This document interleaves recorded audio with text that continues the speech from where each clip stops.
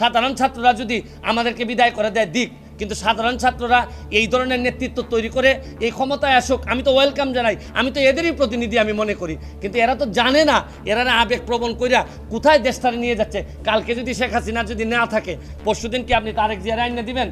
আপনি কি কারে দিবেন? এই যে 14 জন আর 100 জন সমন্বয়ক আছে, তারা এসে ক্ষমতা নিক, তারা তো ক্ষমতা নিতে পারবে না। তারা কার কাছে নিয়ে ক্ষমতা দিবে এইটাই তো আমি বুঝতে পারি না।